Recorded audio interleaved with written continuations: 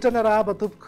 Ny varatra aza malefaka namaritra ny toetry ny andro eto Madagasikara ato anatin'ny 3 andro ho avy. Hetsekilan'izay dia azo vahana ny zavona maraina manenka amin'ny faritra maro eto Madagasikara.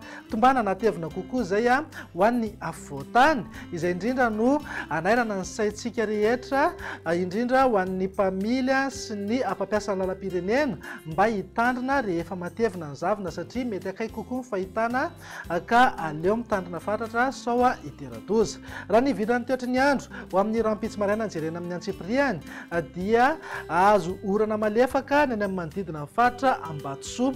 Ny faritra hafa moa dia ho maina ny andro amin'ny ankapobeny na hibahan-toerana kokoa Ingaby Masoandro aorian'ny andian-javona vao maraina. Mety hatevina kokoa ny zavona maraina ho an'ny akamaroany ny faritra maro eto amin'ny afovoantany. Raha ny tolakandro kosa indray dia hita taratra eny ihany ny orana malefaka any Sambava, Antalaha, Ambatsoa, Analanjorofo, mety hipaka hatrany Toamasina. Andrahoana na andrahoana mitsitokotoko ny tapany avaratra ny faritra Isava, ny ilany atsinanana Sofia, Aloatra Mangoro, ny faritra Atsinanana, Vatovavy ary Fitovinany. Ny faritra hafa moa dia ny Masoandro Mibalika no tombanana hibahan-toerana kokoa. Ny vinan'ny maripana indray manodidina eo amin'ny 4 degré ny maripana ambany indrindra any Vakinankaratra, 12 any Analamanga, 12 degré kosa ho an'ny Fianarantsoa. Raha ny maripana ambony indrindra indray dia manodidina eo amin'ny 20 hatramin'ny 22 degré ho an'ny afovoantany. Ny morotsiraka Atsinanana 19 hatramin'ny 20 degré ary manodidina eo amin'ny 13 hatramin'ny 30 degré any amin'ny ilany andrefana. Tafakatra 5 degré ny maripana ambony indrindra any amin'ny faritra Sofia.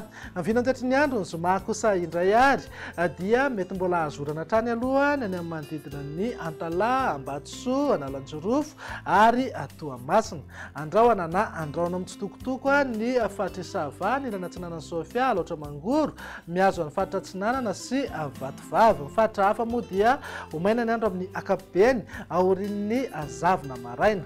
Raha ny maripana tsy dia misy fiovana misongadina fa eo amin'ny 5 hatramin'ny 13 degré ho an'ny afovoantany, 19 hatramin'ny 20 degré ho an'ny morotsiraka Atsinanana ary eo amin'ny 13 hatramin'ny 12 degré kosa ho an'ny ilany andrefana. Ananika 14 degré ny maripana ambony indrindra any amin'ny faritra Sofia sy Boeny. Ny vinan'ny toetry ny andro ny sabotsy ary no amaranantsika sahady dia izy rindrin-drahona ao atsimon'i Madagasikara ao izay mety amin'ny rotsakorana indray manomboka amin'ny sabotsy hariva na ny alahady any amin'iny morotsiraka atsimon'i Madagasikara iny.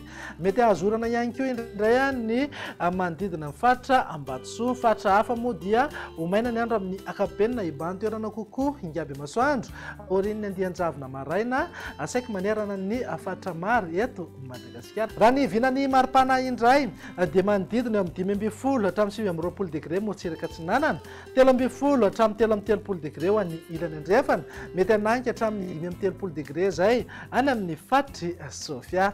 Dia izay indray vinan'ny toetry ny andro ato anatin'ny 3 andro ho avy manome fotoananao manaraka indray. Veloma tompoko.